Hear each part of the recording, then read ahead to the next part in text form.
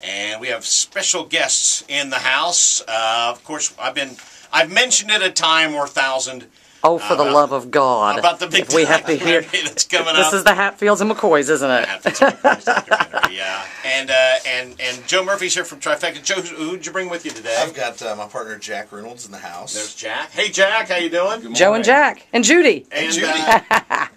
Joe, real quick, talk about how this came about. That you guys ended up involved with it. That it ended up coming to Huntington. How did all that? A lot of people are asking me that. Well, we had a mutual friend in Steve Fetty, whose brother Daryl was the producer of both the miniseries and the documentary.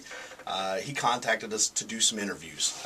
There were some West Virginia interviews and some in Pikeville, and he wanted to make sure he got back to the region in order to film those for the documentary, which we got the contract for that. Once we began doing that, we found that we were working really well together, and found that Daryl wanted to bring more of the documentary back. So the idea for reenactments popped up once Mark Cowan of Band of Brothers got on the project.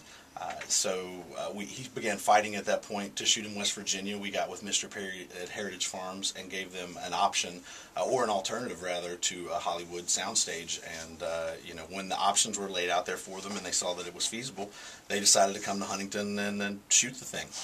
And how's Joe's microphone? Joe, a little bit closer, baby. All right. And Jack, I wanted to say that? something here. When I went out there for the day that I was filming, I was really impressed with how professional it was. I mean, you had the costuming over here, and there were, the golf carts running here and there. I mean, it was a film set. It really was. Yeah, we were very fortunate that so many people in the community have come together to support the making of this. It was something that we had to manage and orchestrate, but really so many resources came from like Mike and Henrietta Perry with Heritage Farm, and all of the reenactors who showed up and used their personal resources and assets to help complement the filming and the documentary and make it authentic.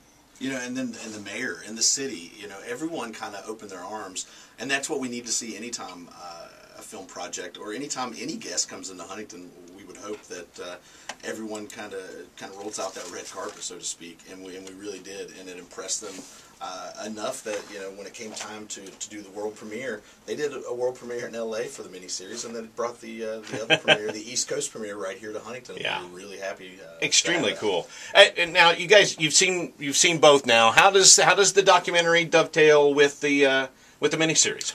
I'm really excited about the documentary. We couldn't have asked for a better lead-in whatsoever than to have one of the most watched television shows of all time be our lead-in.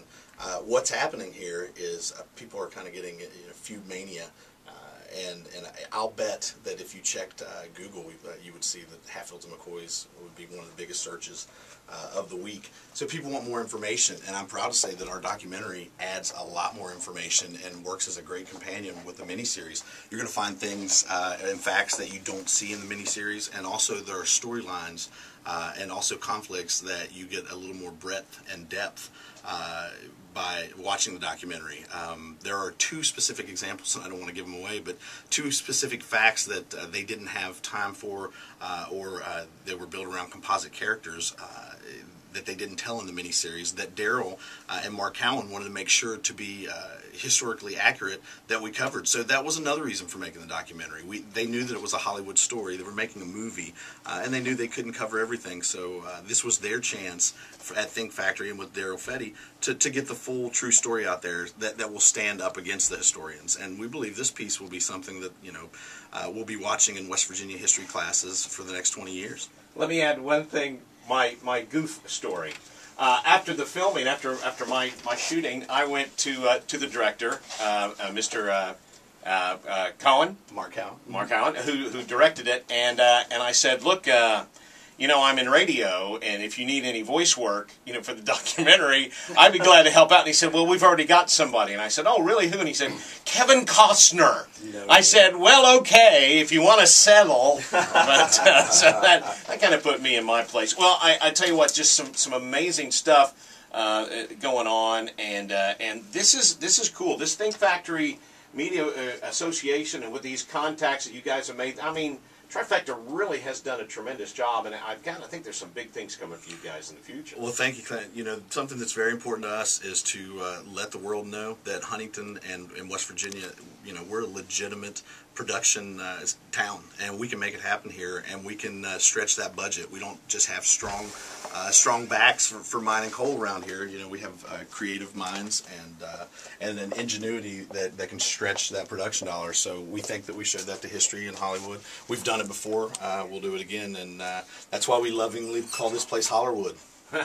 Oh, I like that, Hollerwood. Yeah. All right, so 4 o'clock Saturday afternoon.